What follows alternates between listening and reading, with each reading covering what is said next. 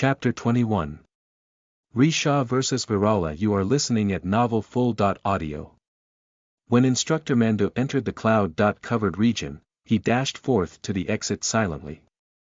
Following that, he waited to see how many would emerge out of the clouds. Risha has shown the most potential among the death row students. He should be able to walk out unscathed. His senses picked up a prana signature close by. Surprised at the time taken, one of them is already here. How's he so fast for a student? I'm alive. Greha shouted as he left the cloud-covered region. He had a pair of roller skates, allowing him to skate the way forward. Moreover, the wheels of his trolley were his spirit weapons. He caused them to rotate, allowing the trolley to move forward like a vehicle. And by grabbing onto the trolley, he skated forward without any trouble. Thankfully, I sprinted at my fastest speed the moment we entered the clouds. Greha wasn't afraid of a fight, but he was afraid his preparations would be destroyed. In a hurry, he checked the contents of his trolley, sighing in relief after a few seconds. Thankfully, they are safe. I never thought you would walk out first. Instructor Mando commented upon seeing Greha's roller skates. That's pretty impressive.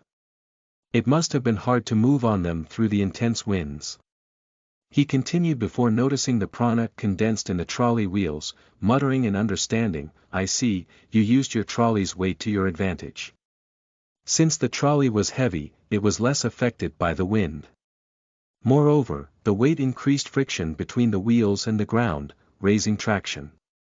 The spinning wheels caused it to move forward and drag Greha. That was how he survived the winds and exited it so quickly. I have been thinking of ways to mitigate my weakness, Instructor. Greha laughed sheepishly at the praise. Good, keeping on improving like that. Your time is running short, so you need to put in more effort, alright. Instructor Mando said and then pointed towards the end of the trunk. Why don't you go ahead and set up your stall? It's just a straight path downward. There's another instructor there to show you the way. I'm grateful for your guidance. Saying so, Greha made his way down the trunk with a thought occupying most of his headspace: how many will survive? Shit. Yenda coughed out blood as he exited the clouds, but not downward the trunk but at the starting position. He had run back as soon as Risha began his hunt. He had entered it alongside Greha and originally planned to sabotage the latter's exhibit, especially since it seemed fragile. But before he could launch an attack, Greha had vanished from sight. Feeling the presence of death, he leaped back with all his might, barely evading the death blow from Risha's bone sphere. Only the bone in his left hand shattered from the attack. Yenda crawled back further up, almost reaching the gates, stopping only when he was aware that Risha wouldn't target him in public. Within the clouds, Risha and Virala exchanged multiple attacks, prepared for each other. Held in Virala's hand was a crossbow, with the arrows being made of bone. He shot the arrows and tuned their path using his prana, causing them to accurately hit the bone spheres Risha hurled at him. One of the arrows hit dead center on a bone sphere, lodging halfway before both fell to the ground. Risha grabbed it and felt the arrow. It's a spirit weapon refined using a mud viper's arm bone. The arrow only had a length of 15 centimeters. It was to conserve the resources required to produce it.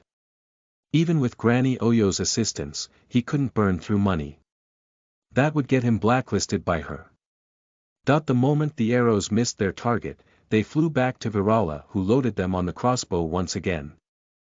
It was a repeating crossbow, made to hold 10 arrows at a time.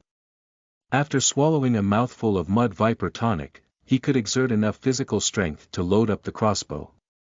In terms of power, it was lacking and wasn't a weapon any cultivator would use. Not only did it expend resources, but the generated power wasn't anything worth writing home about. Even a bone sphere was better as a weapon, not to mention the specialized spirit weapons each cultivator took time to refine. Virala's only goal was to wound Risha and waste his large prana reserve. He has reached 100 prana already. As long as I give him a strong enough mental shock, all his accumulated prana would collapse. Virala was biding his time while slowly making his way toward the exit. Currently, his path was the most stable and his accumulations were the most solid. As long as he gets rid of the regressor here, the cure would be his. But, if only that was easy. Virala sighed, concluding after predicting based on the routes taken by the reincarnates. Yenda retreated while Greha was the first to escape. Inala is still on the floor. Since he hasn't moved until now, he's probably dead. Good riddance. The previous night, Virala visited the rooms of all the reincarnates. There, while unnoticed, he slipped a tiny bone fragment into the pocket of each. This bone fragment had been refined using a bunch of medicinal ingredients, personally created by Granny Oyo at his request. The result was a bone fragment that could only be detected by him. Virala had slipped one in everyone, including the regressor. Thereby, he was able to sense their position. That was how he could plan and succeed in sneak attacking Risha. While fighting Risha, Virala's attention was suddenly diverted to another location, causing him to mutter, "Impossible. That madman. Really? He's doing that. Holy fuck. Even he didn't have the balls to do that." A few seconds later, a large grin appeared on his face as he infused prana into his voice and shouted, "Risha, did you know?" Beyond the clouds, Instructor Mando observed patiently, holding back his chuckle when he watched Yenda crawl forth like a worm from the edge of the trunk. Rather, he had taken a risk to traverse from its curved ends. A misstep and he would have died. That was how he avoided the battle. Barely surviving through it, Yenda collapsed in fear once he crossed the clouds. I don't want to go through it again." Soon, upon seeing two more figures exit the cloud, Instructor Mando sighed as he commented, "It seems one didn't make it. That's a pity." Chapter 22. Risha suffers a major loss. You are listening at novelfull.audio. So, one didn't make it. Instructor Mando said as he observed the conditions of the students. Bloody, beaten, battered, sporting multiple fractures, they were a mess. Fragment disease is no different to a curse. His gaze then fell on the face of a shocked Risha, one expressing a primal sense of disbelief and fear, completely flustered. Upon sensing the latter's condition, he commented in disappointment, "If your mind is weak, it's just a waste of resources no matter how hard you cultivate. You should prepare yourself to be fed to a pranic beast, Risha." Shaking his head, Instructor Mando motioned for the four people to follow him. "We're running late. Let's hurry." "Yes, Instructor." Virala replied spiritedly as he shot a gaze to his left, seeing Yenda picking himself up. "He's a mess. For the time being, he's not a threat. Greha acts loud but is very cunning. He avoided all damage altogether and made me do his dirty work. As a result, I am now the prime target of the regressor's rage." He thought and observed Risha, this will take him a while to come out of. But most of all, Virala turned serious as he stared at the figure of Inala that brushed past Risha. This fucker should be guarded against the most. He'll get up no matter how many times I beat him down. He needs to be crushed absolutely. It all started a few minutes ago. When they had assembled at the training grounds, Virala smiled and asked Inala about his secret. Inala sported a wide smile, "You're my secret." Even though it seemed like a taunt, Virala felt something from Inala's tone. As a result, while on their way to their dorm, Virala paid a visit to Inala's room. He stared at the trolley Inala had prepared. "It seems you have something to say to me. We'll be walking through the clouds, just as in the novel." Inala said seriously. "I know, and I'm prepared." "What of it?" Virala snorted, "Are you begging me to spare you?" "Nothing of the sort," Inala shrugged. "If my prediction is correct, 15 seconds after we enter the clouds, Risha will target me. He'll attack me from behind to ensure I'm knocked deeper into the clouds and cannot retreat outside." "So, you're aware," Virala grinned, "you gained his skill. You're obviously the first in his kill list. Hence, I'll present you a chance. Inala's eyes revealed a maddening craze, a chance to offset the only individual before you in the race. The 7 colors all gunned for the cure. Toward that, they made various preparations. If ranked based on their preparations, from first, the order would be Risha, Virala, Inala, Greha, Blola, and Yenda. Oraka was out of the race already. Virala was second in the race. Therefore, as long as he offsets Risha, given his current condition, he would remain in the lead. There were less than 11 months before the first major disaster started. As long as Risha falls hard enough, he wouldn't be able to reach first. So, Inala's offer aligned with Virala's best interests. What makes you think I wouldn't sabotage you? Virala growled. Any smart man ranked second will try to sabotage the first-placed individual to be placed first himself. Inala laughed, I'm ranked third. I should be the one actively trying to sabotage you, not the other way around. Damn it. Virala felt intense déjà vu. Just the previous night, he sabotaged Inala using Paruta fruits. The deal was too good to refuse and hence, Inala fell into the trap. And now, the same was being sprung on him. Indeed, this is the best chance to take down Risha by a peg. There aren't enough variables in future events to harm him. Besides, with his current prana accumulation, he might avoid all those events to focus solely on preparing himself to accommodate the cure. Fine, I'm in. Virala sighed and asked, so, what do you want me to do? Nothing much, Inala pointed at his trolley, leave your spirit weapon here. When Risha attacks me, I want you to use the chance to sneak attack him. It will rile him up enough for whatever else you have in store for him. That's it. Virala frowned, won't you die if you tank a hit from him? Even I'm not sure if I could endure Risha's attacks. The speed and power of his spirit weapon would be on a whole other level. That's up to me. Inala's maddening desire flared up, I'll do everything in my arsenal to survive that.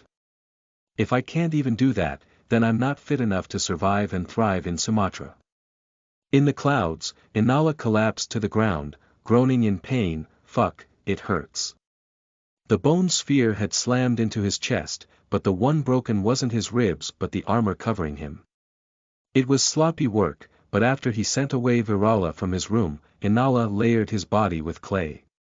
On it, he stuck a thin layer of hardened mud. This created a decently robust enough defense. And when the bone sphere slammed into his chest, it was the hardened mud that cracked, absorbing most of the impact. The clay layer dispersed the remaining damage, but it still hurt like hell. Inala extended his hand and opened a window along the side of the trolley, pulling out a helmet made out of hardened mud. There were 10 layers of it, and sandwiched within was clay to hold it together. The clay was rolled into straws and spread wide apart. Thereby, when the bone sphere slammed into the helmet, the hardened mud layers crumbled. Adding onto the clay stuck underneath, the produced sound effect somewhat resembled a cracking skull. If not for the clouds and the wind, anyone could easily tell the difference, but it was planned for this exact situation and hence paid off. As for the blood, Inala had stuck tiny packets of his blood within the helmet. So, when it cracked, the blood leaked out. Thanks to the medicines Granny Oyo had given him, he could safely extract enough blood without collapsing from anemia. For the final touch, that is to fool Risha's senses towards prana, Inala had just the right ability. Mystique Bone Art, Spirit Reinforcement. Chapter 23. The Regressor despairs. You are listening at novelfull.audio. Spirit reinforcement rapidly consumed prana to shatter and reform the spirit containers. It was a delicate skill and required a lot of practice before it could be used without problems. When Inala activated it, he caused his spirit containers to break one after another, resulting in his prana escaping out of his body. It was because he had activated the skill on more than one spirit container. With his current skill level, the skill could only be used on one spirit container successfully. Instead, he had used it on 8 spirit containers, causing the prana in them all to begin escaping his body rapidly. It would take a couple dozen seconds at least for 8 units of prana to leak out of his body. And this phenomenon was no different to when a cultivator died. After all, when they died, their spirit containers begin breaking in batches.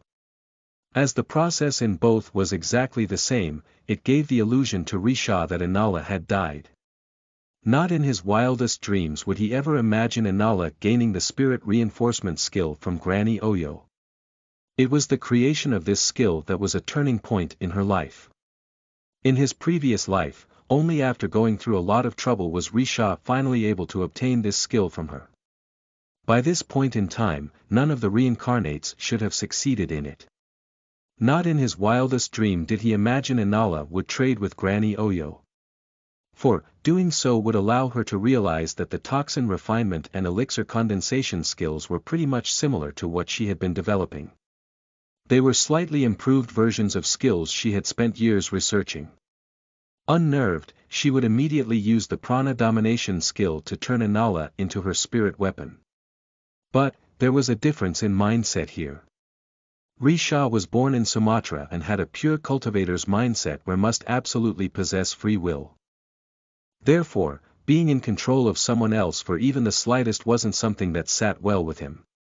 This was not to mention becoming Granny Oyo's spirit weapon. That was a status no different from a slave. Even if he were to die, he would never become that. Conversely, Inala was fine with it. He hailed from a modern society where the thoughts of people were influenced and directed by algorithms, with technology monitoring their every action. Even a slave bound by chains had some free will.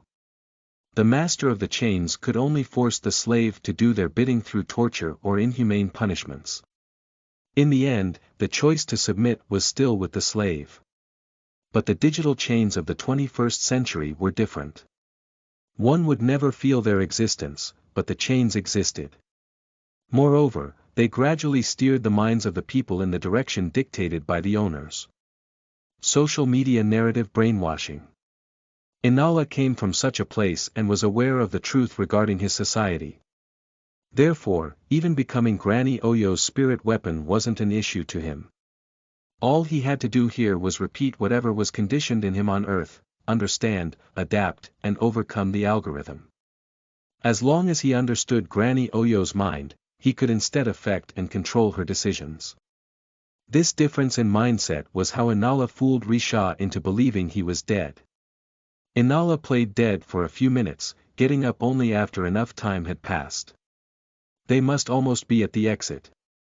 He began to push his trolley towards the exit, content with the execution of his plan. I hope you succeed, Virala. It's to my benefit too, for I can use you as a knife to wound Risha. And when he recovers, he'll target you with all his power. I can avoid his attention for a while. Risha. Did you know? While fighting within the clouds, Virala shouted by infusing prana into his throat, causing his voice to boom out. A month ago, all of us had a dream. What dream? Even though Risha stopped attacking, he was on guard. Slowly, he began to walk towards Virala. I can hit you better from close up. We saw you getting killed, Virala said. His words caused Risha to come to an abrupt halt. It wasn't clear. There were only some messages. Virala continued to speak upon hearing grunts of shock from Risha. Following that scene, I dreamed about a couple other scenes. Based on what I probed, except for your death, everyone else dreamed different scenes. Through that, Oraka knew the mud viper tonic you created would help him survive the crisis. But you overreacted and caused his death.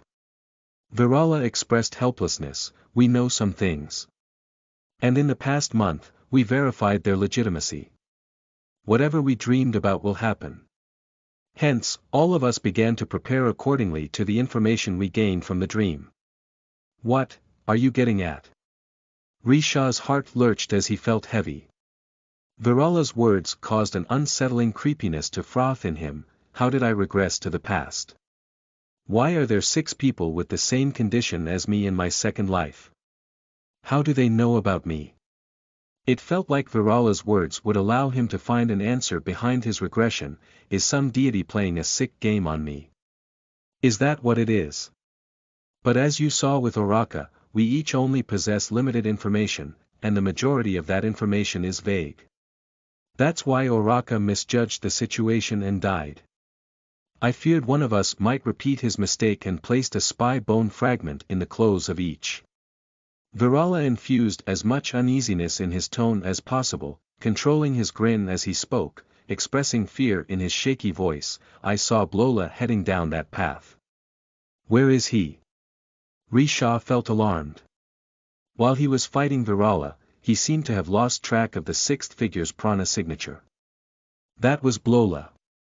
The cure to fragment disease, Virala said solemnly. Blola left the settlement in search of that. And the direction he's heading toward is. Virala hurriedly backed off as he shouted, south. East. Southeast. Risha was petrified. His face lost all color. No, no, no. Where is that fucker? Don't. You bastard. Bastard. A few days after the first major disaster, Risha's parents would return, having succeeded in their mission. They would arrive on the back of a baby Empyrean tusk, giving hope for the herd's future. Based on the time frame, the baby Empyrean tusk would currently be south-east their location. Blola was currently heading in the direction of their arrival. If the baby Empyrean tusk is compromised, it would accelerate the annihilation of the Mammoth clan. No, we might not even survive the third major disaster. Where is Blola? Risha shouted, intending to get the information out of Virala, but the latter ran away. Don't screw with me. Tell it to me, now. Shouldn't you know it the best, Risha? Virala's voice echoed. There's a one-time use secret pathway in Inudu Plains that leads directly to the destination. It's too late. Plop. It's true. Risha knew it the best. Originally, he intended to use that pathway after getting his hand on an important item at the fair that happened today. That way, he could meet with his parents in advance and lead them to the herd. That would ensure most of the 44th settlement would remain alive. It was because, in his past life, barely 20 from his settlement survived the first major disaster. It's over. He collapsed to the ground, despairing. The intense shock he experienced, coupled with the effects of his fragment disease, caused his 100 spirit containers to shatter. All the prana he had accumulated leaked out of his body. He was so mentally affected that Risha couldn't even gather enough presence of mind to retain as much of the leaking prana as possible. The reason for his despair was simple. The cure for the fragment disease was an Empyrean tusk's heart. Chapter 24. Mammoth Fair. You are listening at novelfull.audio. Hurry up, the lot of you. Instructor Mando said as he led them down the Empyrean tusk's trunk, all while mentally clicking his tongue. Risha, that blasted idiot. He up and wasted 100 prana. Damn it. I really assumed he would become something based on his recent growth, but trash always remains trash, huh? Accumulating 100 prana required a lot of time and effort.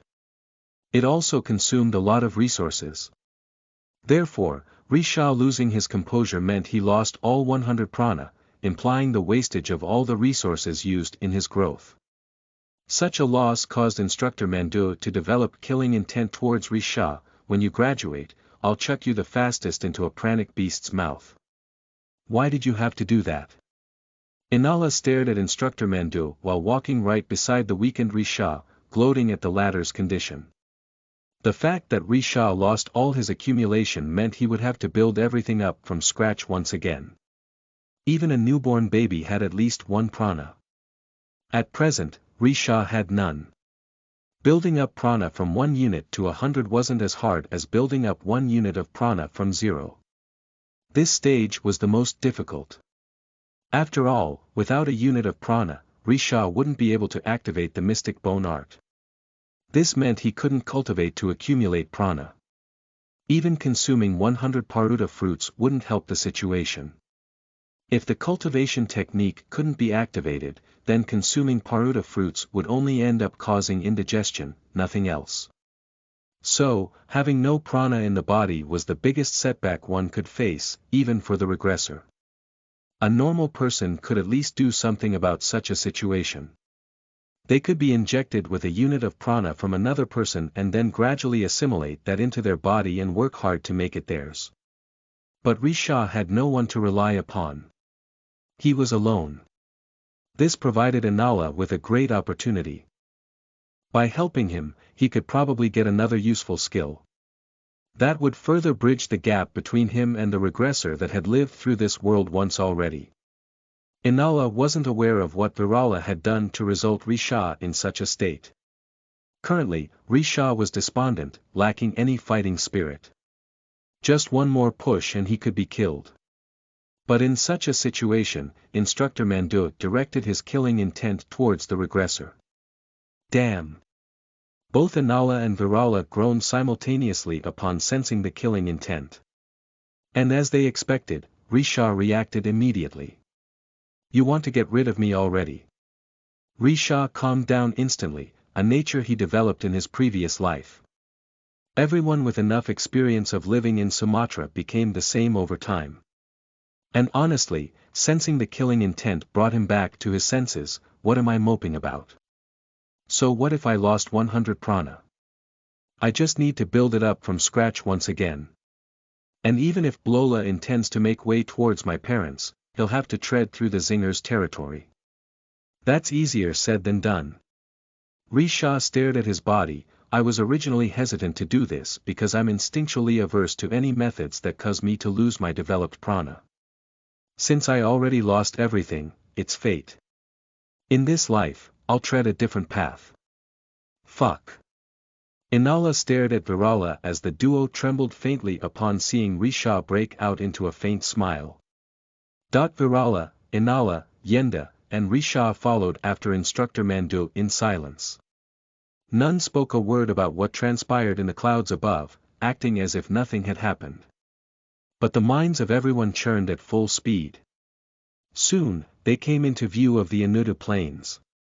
It was a large piece of flatland that was barren, almost a desert. Faint vegetation sprouted here and there, but that was it. The soil didn't have any nutrients to sustain life. This was despite a river running through the plains. The highlight point here was a hill that grew on the plains. It had an altitude of 200 meters. Its peak had been leveled by monstrous power. Judging by the cracks, one of the Empyrean tusks had done it. The flattened peak covered at least 10 square kilometers in area. And surrounding it, with their trunks placed along the edges were the 44 Empyrean tusks. Using the trunks as bridges, the mammoth clan living on each Empyrean tusk arrived on the hilltop. When they were just 100 meters to the hilltop, Inala stared forth and observed steep mountains covering the horizon 100 kilometers away. We'll be entering that territory tomorrow. They looked like mountains but seemed as if the entire ground had been raised up by 2 kilometers. Narrow paths spread out within this elevated ground, forming canyons. Something resembling a dust cloud floated amidst the canyon. It was a dangerous region where the first great disaster would erupt. Fuck. Yenda inhaled a breath of cold air, trembling in fright. Afraid. Virala whispered as he nudged Inala. Heck yeah, Inala rolled his eyes. The trial version of Sumatra ends here. From tomorrow, we'll be seeing its full version. Dieng Canyon. It was where shit truly began in Sumatra Chronicles. My confidence is waning. Inala inhaled deep breaths to calm himself. Settlement life would become dangerous from tomorrow. After all, they would be attacked daily once they entered Dieng Canyon. There wouldn't be any time to rest. And if he was the slightest bit careless, he could be assassinated, for that was the speciality of the Zingers, the pranic beast race that inhabited the Dieng Canyon. Unlike most pranic beast races, Zingers were structurally oriented in terms of roles and command chain. And the higher up the command chain a Zinger was, the stronger it got. Mind that even the strongest zinger was only an expert iron-grade pranic beast. But just like the mud vipers, their numbers were what made them terrifying. Well, my goal is a zinger. So, I need to brace myself. Thinking as such, Inala observed two concentric walls built on the hilltop, separating the area into 3 rings.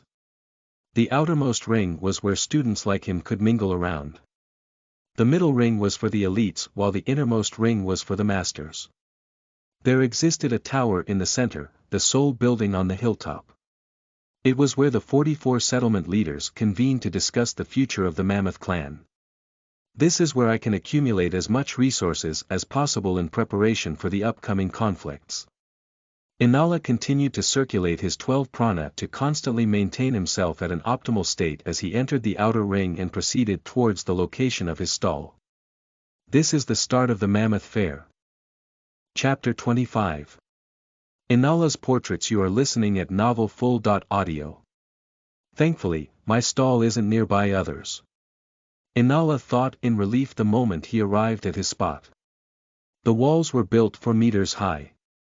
Extending out of the walls were barricades that formed small compartments, creating spaces for people to set up a stall inside. Inala took out a fist-sized lump of mud and softened it using the mud viper toxin. He flattened it until it was rectangular in shape and then proceeded to round the edges. The slab of mud was only palm-sized. Following that, he poked a hole at the top, enough for a thick enough string to be slid through. With the base ready, he whipped out 4 spirit weapons in the shape of carving tools. With that, he swiftly began to carve a simple outline of his face. He only used his hands to hold the mud slab in place while his prana moved the spirit weapons to carve on it. As he had practiced countless times, he was done in a minute. Portrait. It was just a neck-up image of himself, with faint indentations to give some 3-dimensional feeling to the image. There was hardly any detail though, and most of the carving strokes were just there to emphasize the facial features. For the eyelashes, an actual person had around 100 strands on each eyelid. But in the drawing, he only drew about a dozen. Lips were just 2 curves, that's all. Despite cutting corners in the carving process, the end result still looked like him. Upon seeing it, he propped up a small mirror and verified if the result was good enough by staring at his reflection. That looks good enough. Inala then made a second rectangular slab, repeating the same process.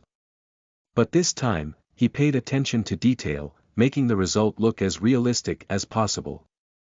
It took around 30 minutes as Inala stared at it, satisfied. It was a perfect replica of his face. Inala carved the number 20 behind the realistic portrait and the number 1 behind the simplistic portrait. That was their price in Paruta. Right as he finished up the 2 portraits meant for display, the area had become crowded. More than 10,000 students had congregated on the hilltop's outer ring. And among them, around 5 people had walked past his stall and saw his work. They became interested in it and approached him. One of them asked, "Hello, may I know what your stall is about?"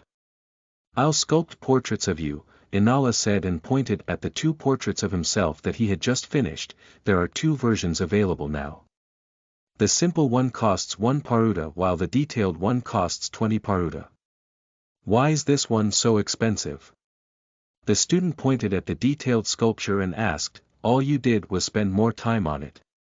So, why is it 20 times more expensive?" "Touch it and see." Inala smiled professionally and made the student feel the 2 portraits. "This feels smooth," the student muttered after touching the detailed portrait. He then felt the simplistic one and frowned. "Why does this feel so coarse?" "That's due to the materials involved."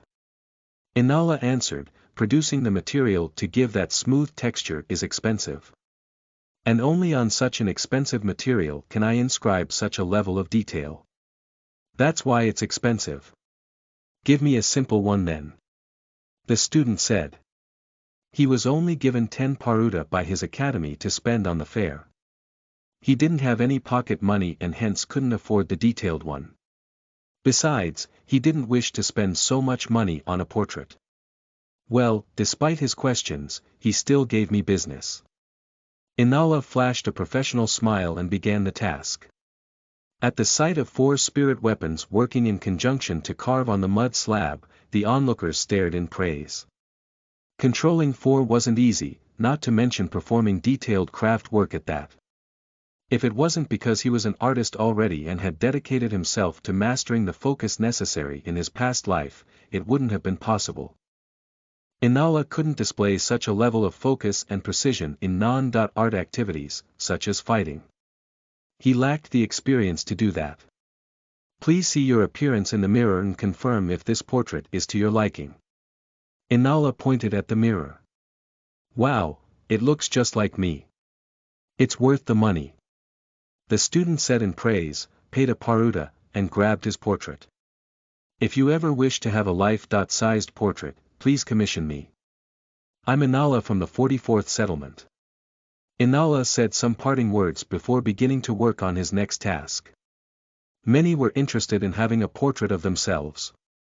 As students, they didn't have any accessories. At least, this was something they could show off to others. Besides, it cost 1 paruta. That was dirt cheap. There weren't that many stalls in the outer ring in the first place, as the academies only informed them at the last minute. Therefore, more and more students gathered around Inala's stall. After all, he wasn't just selling a product, but experience too. It was entertaining to watch him use 4 spirit weapons to craft. The students even gained some inspiration to control their spirit weapons from seeing his actions. To gain as much attention as possible, Inala's voice was loud and chirpy, often cracking jokes. He had been preparing for the occasion for a month after all. So, he had enough material to entertain the crowd. It's going well, he thought, observing the dwindling amount of mud and clay. Standing among the crowd towards the back was Risha, calmly observing Inala. Inala is talented in craft. He's making portraits to earn paruta. His actions reveal his character. His innate quality is towards creation and isn't murderous. Thinking of how Inala traded the toxin refinement skill from him, his choice makes sense now. That's how he wishes to gain resources, huh? Risha was observing to get a better understanding of Inala. Until now, he knew next to nothing about the reincarnates. That was primarily the reason behind the major loss he suffered recently. He stared at Inala as his eyes turned cold. Mud, huh? I see, so what I broke wasn't his bones but the armor of mud covering his body. It seems he predicted my attack and hence came prepared to fool me. As Inala was emitting prana while making the portraits, it was easy for the onlookers to determine that he had only 12 prana. Upon hearing the discussion about it from nearby, Risha understood. To save himself, he decisively blew 8 spirit containers. Who is this guy, actually? Where's he coming from to be this decisive? Risha frowned in thought, what's his true identity? Chapter 26. Self-advertisements. You are listening at novelfull.audio. Come, everyone. Buy a prana booster. Virala shouted as he stared at the students. If you drink a vial, your training efficiency doubles for a day.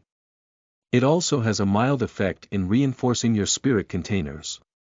All for the price of 5 paruta, you can get a vial. Does this work? A student frowned as he stared at the vial. Of course, Virala said and pointed at the figure of Rava behind the stall. She's the granddaughter of Granny Oyo from the 44th settlement. She can confirm it for you. The medicine I'm selling has received Granny Oyo's approval. As someone affected by the fragment disease that had reached the life stage, Granny Oyo was decently famous even beyond the 44th settlement.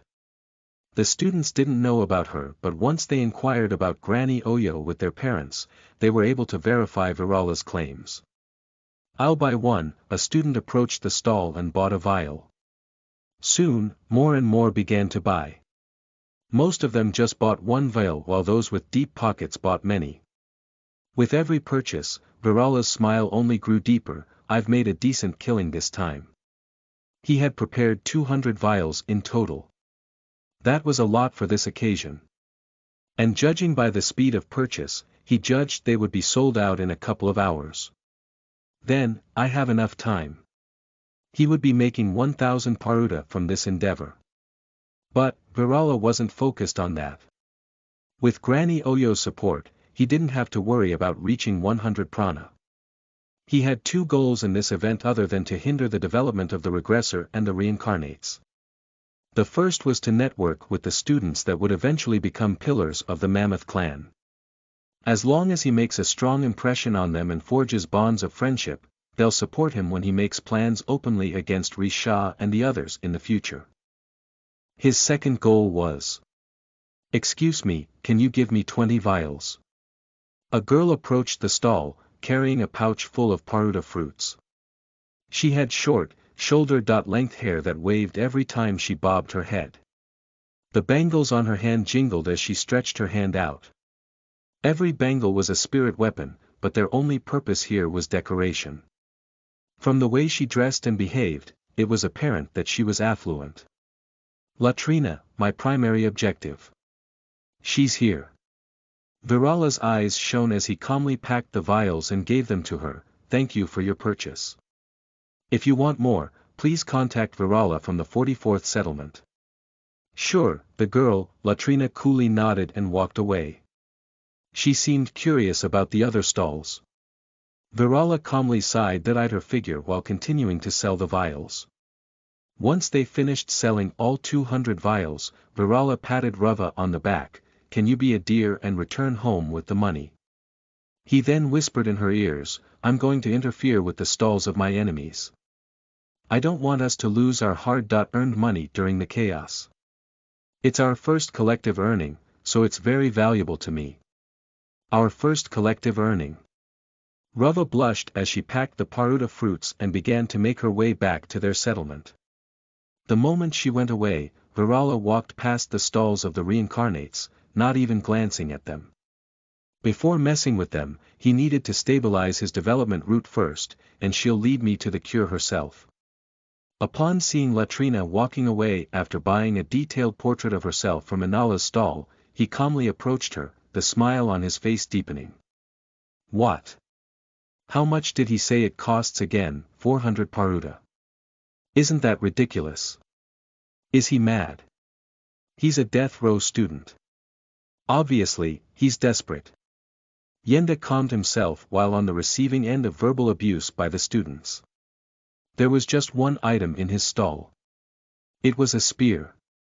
And the price of it was 400 paruta. That was a ridiculous sum. Even children of affluent masters wouldn't have so much money, not to mention most of the broke students that relied on the 10 paruta handed out by the academy. As a result, when they heard the price, they couldn't help but hurl out curses at his blatant display of greed. Enough. Once he observed a large enough crowd had gathered and noticed a certain someone among them, he infused prana into his voice and bellowed, grabbing the attention of everyone. The spear hovered in the air as Yenda shouted with vigor, unlike his usually silent character, "What? You think just because I have the fragment disease means I'm mouthing my mouth off in desperation? Idiots!" He snorted, saying quickly upon seeing the expression of the students morph in anger, "Yes, I'm desperate to survive. More than the lot of you that might become dinner to a pranic beast out of carelessness. To avoid such a fate is why I desperately created this spirit weapon, named Roto Spear. It's what would allow a cultivator with fragment disease such as myself to rise above others." He roared, "If you don't believe its power, just watch." As he infused his prana into the Roto Spear, its shaft remained still while its tip began to rotate rapidly. "How is it that fast?" the students exclaimed in shock. Anyone in the spirit stage could use psychokinesis to control their spirit weapons to fight. Generally, the most potent way to raise the spirit weapon's destructiveness was to give it a spin.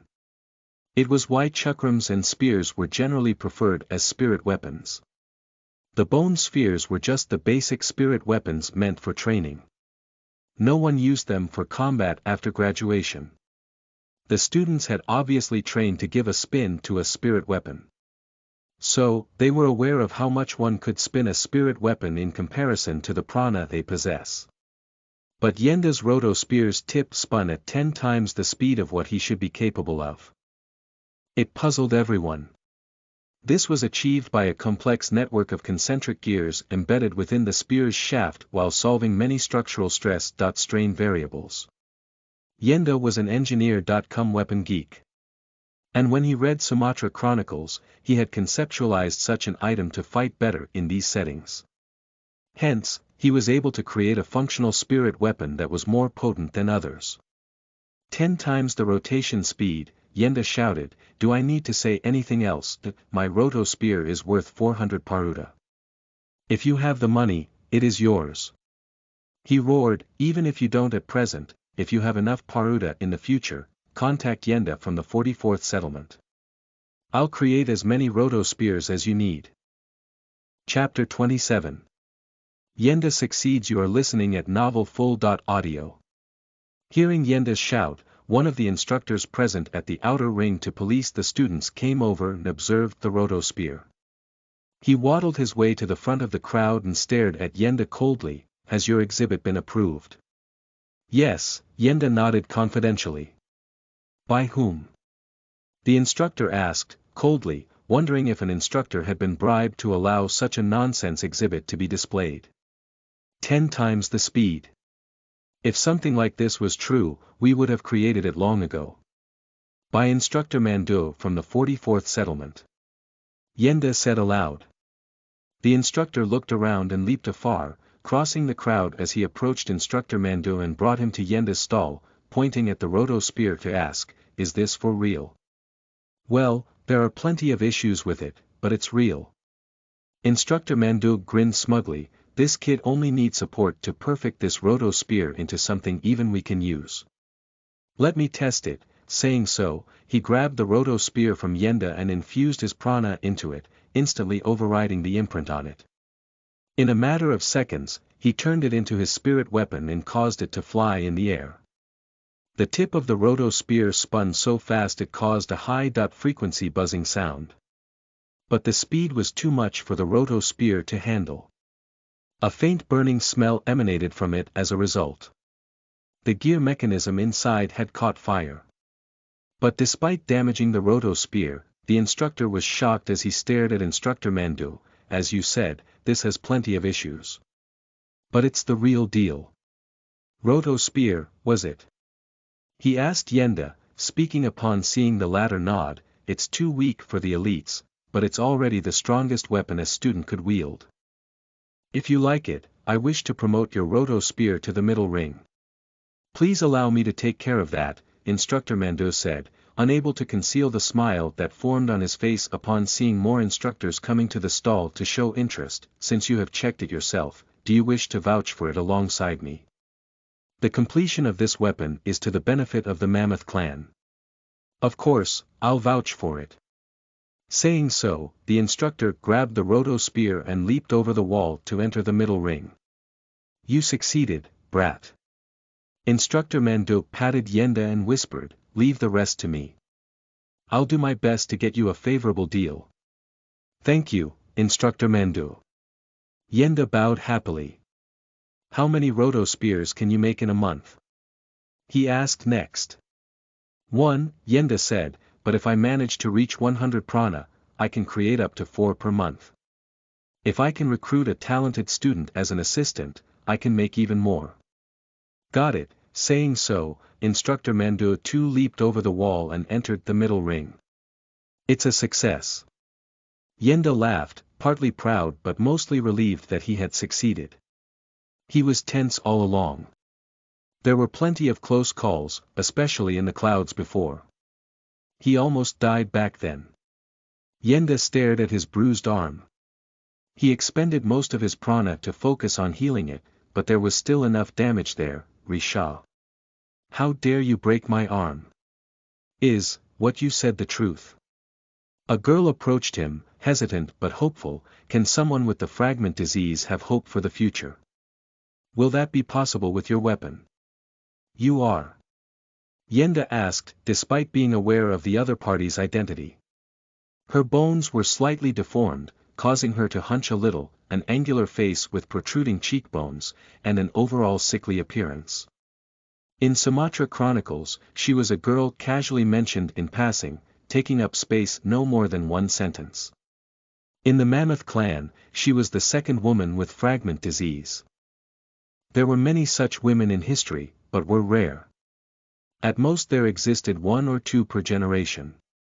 And in the current generation, the first was Granny Oyo, and the second was her. Yuza, the girl introduced herself. I too am affected by the fragment disease.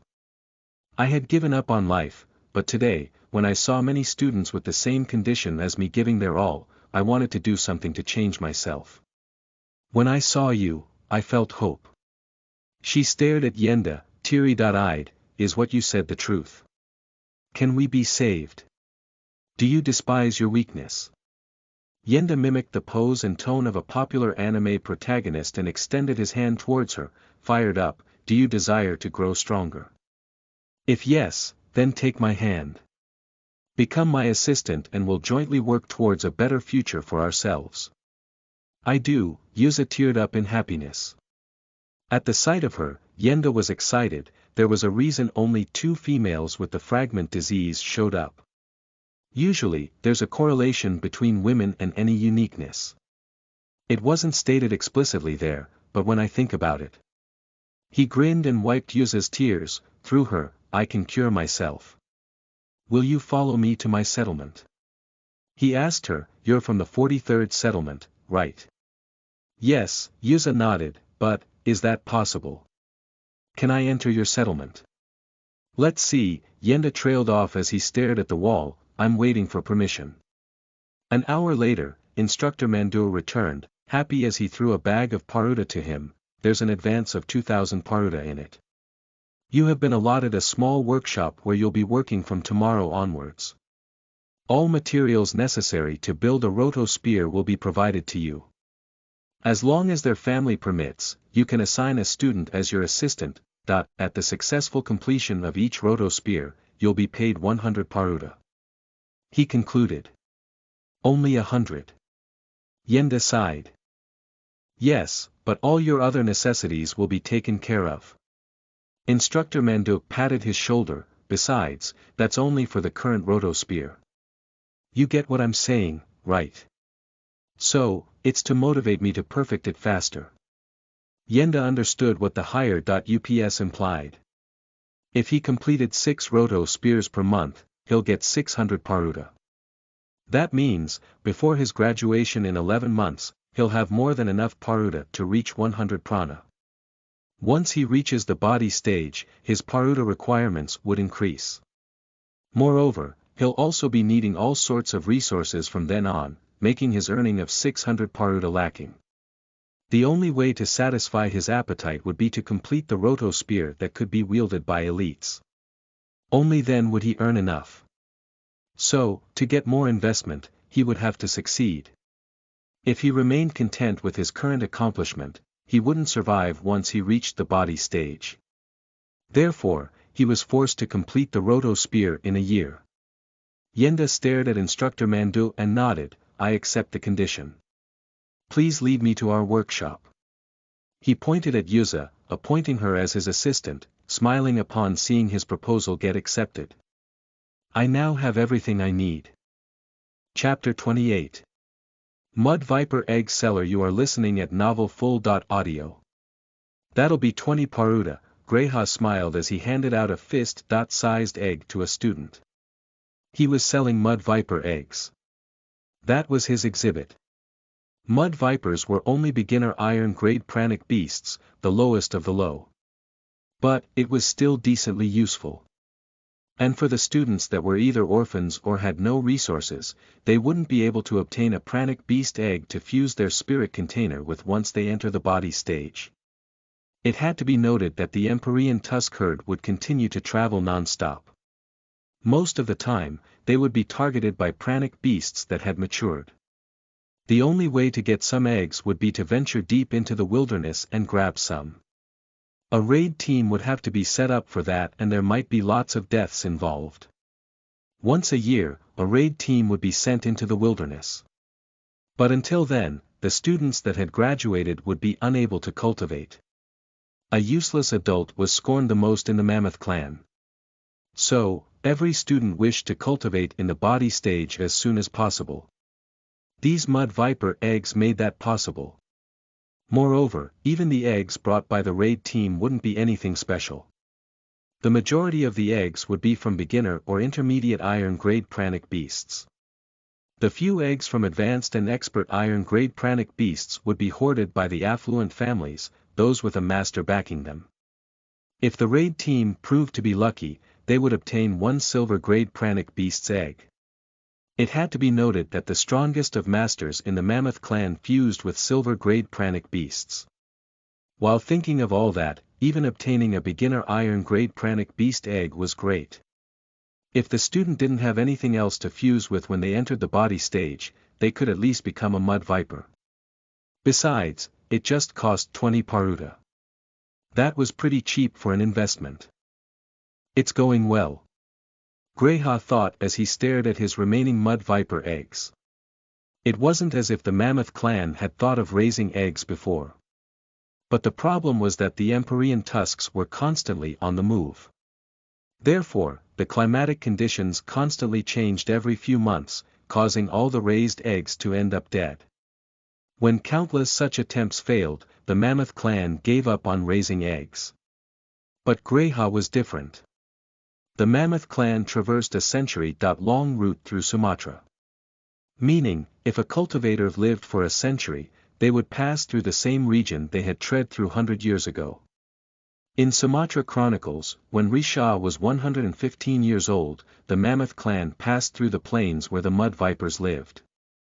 This time, having become a powerhouse, Risha hunted mud vipers and experimented upon them extensively. The mud viper tonic was perfected during that time. It was also then that he figured out a way to raise mud viper eggs. Greyha was following just that. Moreover, in his previous life, Greyha had nurtured countless reptile eggs, most of which hailed from endangered species. He ensured these endangered reptiles mated properly and laid down as many eggs as possible. He was also responsible for hatching them. It was something he was an expert about. That was why, just based on the description present in Sumatra Chronicles, using his experience, Greyha figured out a method.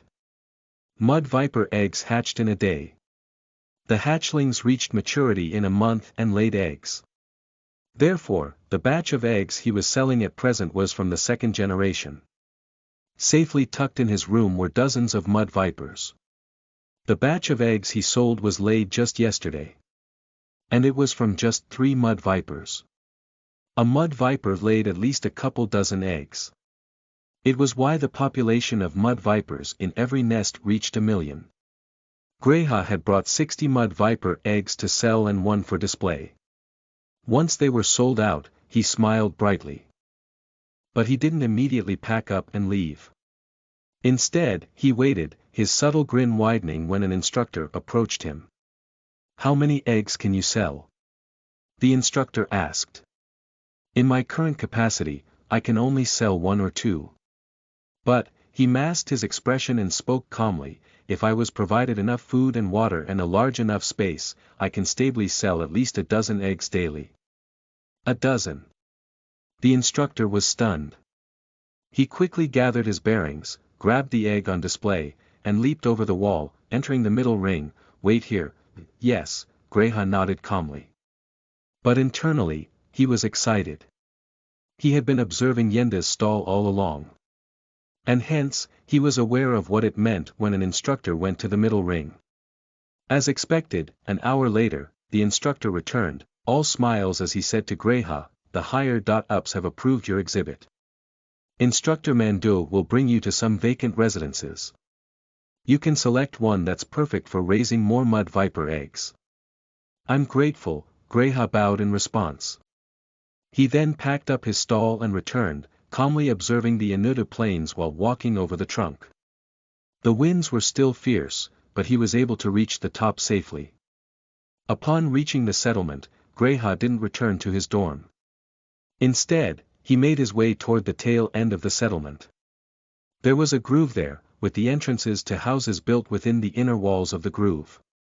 Only a small percent of the people in the settlement lived on the Empyrean Tusk's back. The majority of them lived along the grooves on its stomach walls, legs, and even in the interior. There was a network of hollow bones that traversed throughout the Empyrean Tusk's interior, allowing the mammoth clansmen to travel through it. It was in the liver that paruta trees grew.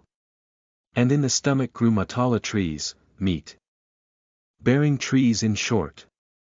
The fruits, meta, they produced were known as meat fruits and provided all the nutrition requirements for the bodies of the mammoth clansmen. The large intestine was their water supply.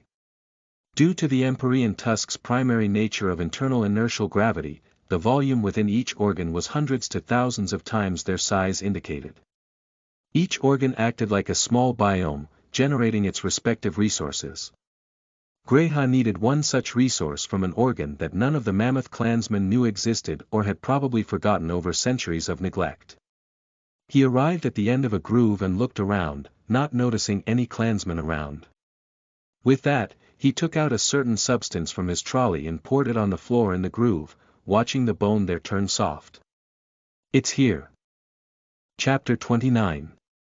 My son, Greyha, you are listening at novelfull.audio. The Empyrean Tusk had voluntarily created channels in its bone to allow the mammoth clansmen to enter and exit. But over time, due to a lack of use, many channels closed up from the sedimentation of dust and nutrients that solidified over time. During an invasion, such as the first minor crisis, the Empyrean Tusk naturally closes most of these channels. And unless necessary, mammoth clansmen wouldn't open them. One such channel existed here. Greyha thought as he stared at the place he poured the mysterious solution over. The channel here had never been opened after it closed a few centuries ago. It had been neglected to the extent that the channel entrance fused with the exoskeleton. He had already scouted the place in the past month. The solution he poured over was an acid refined using mud viper toxins. It wasn't strong enough to corrode the Empyrean Tusk's exoskeleton, but it acted upon the joints of the entrance and gradually consumed the solidified dust.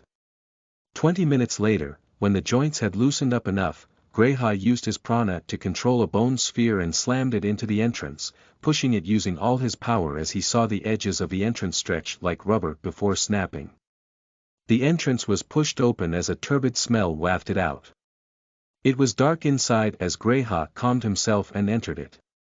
The channel was 2 meters tall and 1 meter wide, enough for a person to move through it. Even though it was dark, the moment he entered it, his mystic bone art fired up on its own, enhancing his prana sense. Suddenly, his surroundings lit up.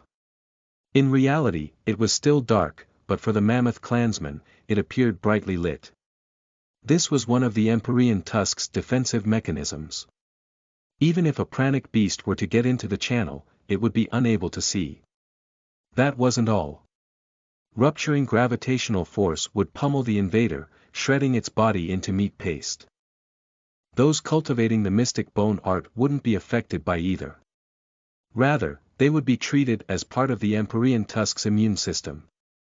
Greyha closed the entrance and walked through the channel for a couple of hours, soon reaching a pulsating organ. I'm here. The channel diverged into multiple narrow channels that could only be crawled through. These channels surrounded the pulsating organ that had mostly withered. Greyha crawled through one such channel and entered the pulsating organ, sighing upon sensing the lack of life force in the region. He felt melancholic and had the urge to tear up. She's on her last leg. He suddenly slapped his face, brisking himself. Why am I feeling such attachment to this Empyrean Tusk all of a sudden? I'm not originally from this world. He landed within the organ and walked through a fleshy passage, reaching the end to enter a chamber within which lay an egg. No, it wasn't an egg, but something that would eventually become one. Ovum. It was the Empyrean Tusk's ovum. There was only one remaining here. At the sight of it, Greyha was relieved. Thankfully, there's one here. I didn't want to enter the ovaries of another Empyrean Tusk. Thanks to the fair, most of the mammoth clansmen were on the hilltop. Inudu Plains was a safe region, bereft of any pranic beasts. Therefore, security in the settlement was minimum at present. The sparse few cultivators remaining in the settlement were only there to guard the important locations. As a result, abandoned channels leading to the ovaries weren't monitored. But, that would only be for today. Once the fair ends in the evening, all the cultivators would return. Greyha would have to finish his task by then. But, if he failed to find an ovum in the 44th Empyrean tusk, he would have to infiltrate another Empyrean tusk. Not only was it dangerous, but he was also running short on time. A trip to the ovaries took at least a couple of hours if not more. Therefore, he wished to succeed on the first try. And upon seeing the ovum, he was overjoyed, gently touching it, thank goodness. My son. What? At the sudden booming of a voice in his mind, Greyha screamed in fright, what was that? It's me, my son. He had never heard that voice before, but for some reason, it felt overly familiar. Moreover, before he realized what was up, his chest felt constricted as Greyha choked. Tears streamed down his eyes as he became emotional, instinctively recognizing the source of the voice, Empyrean tusk. I am Ganala, the 44th Empyrean tusk. I can communicate with you. Greyha was stunned. It was stated in Sumatra chronicles that only the Mammoth clan ancestor was able to communicate with the Empyrean tusks. No one else following that could do it. Even the various settlement leaders were only able to sense their respective Empyrean tusks' emotions and communicated the same with the Mammoth clan to coordinate on various matters. Even Risha couldn't communicate with an Empyrean tusk, even at the end game. Greyha was flabbergasted before excitement surged in him. A few seconds later though, the excitement vanished, replaced by sadness. He stared at the ovum, retracting his hand to notice that he was unable to hear the Empyrean tusk's voice. Once he gently came into contact with it, he was able to hear her voice, why, am I your son? You didn't give birth to me. You are my son. The reply was short and curt. Greyha mounted the Empyrean tusk to be delusional, I'm not even from this world. I'm old, but not enough to be delusional yet, son. What? Greyha retracted his hand in a fluster, why don't you can read my mind? He didn't hear a reply since he wasn't in touch with the ovum. Greyha wished to do nothing but walk away, but remembering that the ovum was a necessity for his plans, he gathered courage and touched it, even though I can compete with Risha, I have no guarantee of succeeding. At present, Risha, Virala, and even Inala are ahead of me in the race. This is my only option to success. I can't give up here.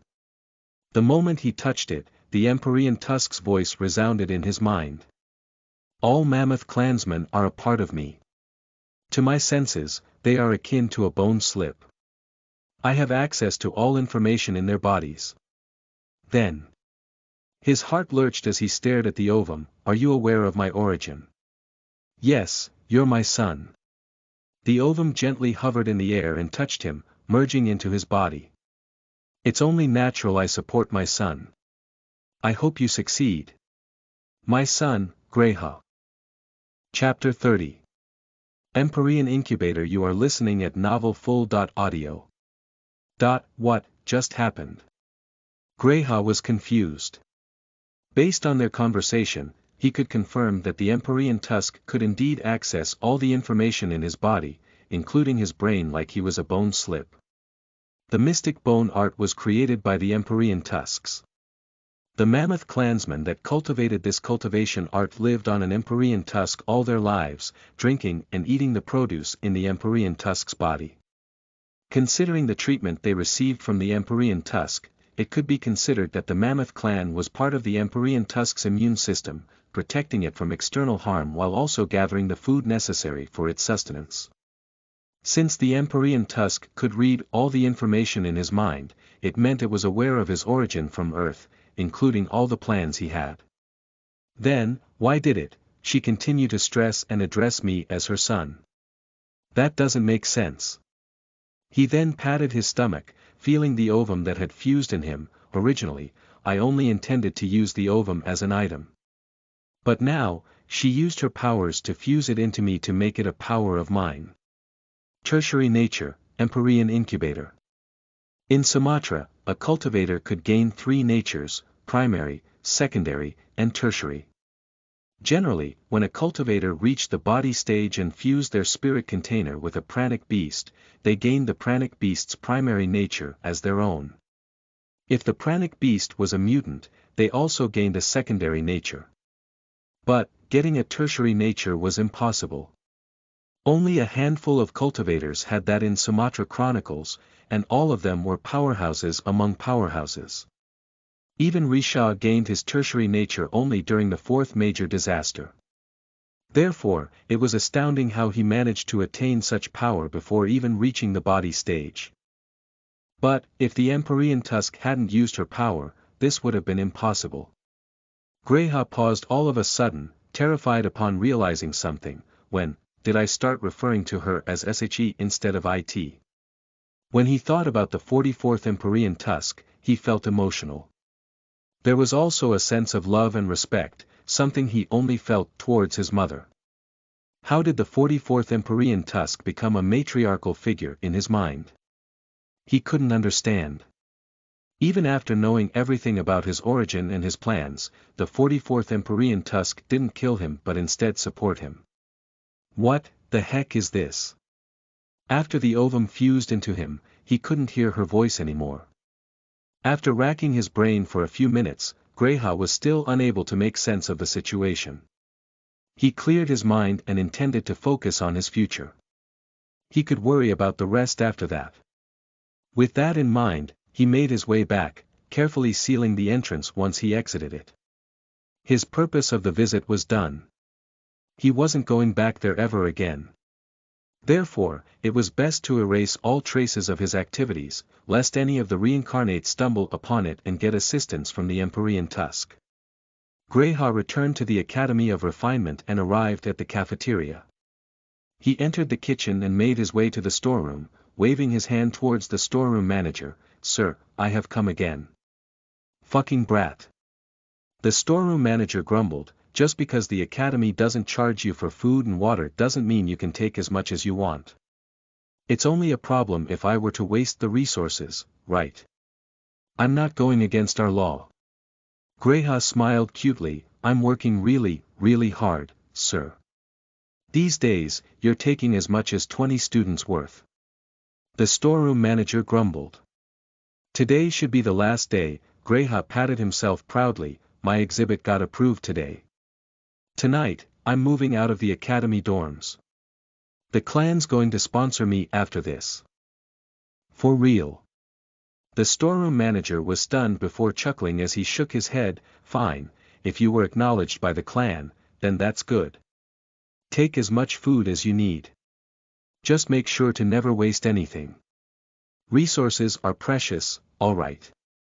Of course, nodding as such, Greha filled his trolley full of food and dragged it back to his room. It was a small room, but thankfully for him, it was on the ground floor. So, he didn't have to strain himself by carrying anything on the flight of stairs like Inala. Entering his room, Greha stared at the bound mud vipers whose mouths had been sealed with a harness. At the sight of his arrival, they wriggled in anger, intending to break free. But, he had expertly caged them, turning them helpless. "It's time to eat." Saying so, he took out his bone sphere and targeted their weak spots, turning the mud vipers delirious. Using the chance, he removed their harness, forced food down their throats, and enclosed their mouths with the harness once again. It was routine by now.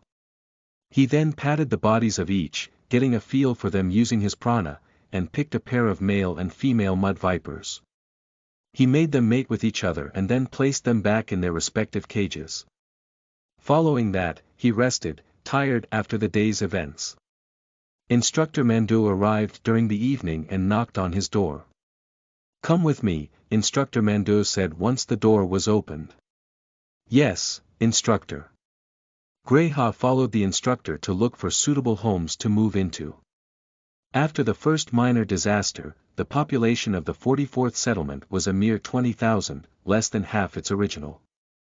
More than half the homes were vacant. So, he had plenty of options to choose from. Greyhaw selected the biggest underground house he was eligible for. The zingers would only target the settlement on the surface. So, staying underground keeps me safe most of the time. Underground homes were the most dangerous to be in during the mud viper invasion, due to their nature of moving in the creases. But once they enter the zinger territory, they conversely became the safest. Mammoth clansmen didn't like any cowards that shied away from battles. But Greyhaw wasn't supposed to know about the zingers yet. Therefore, in the eyes of Instructor Mandu, Greyhaw was picking a home that had just been raided by the mud vipers. He's daring. I'm liking him more now. Instructor Mandu praised Greyhaw's courage and finalized the house. For the next 3 hours, Greyhaw busied himself with the transportation of the mud vipers and all his things. Once he was done, he stared at his home that spanned over 200 square meters in area, split between 2 floors. It was the biggest house a student could ever get. There's plenty of space to expand the number of mud vipers.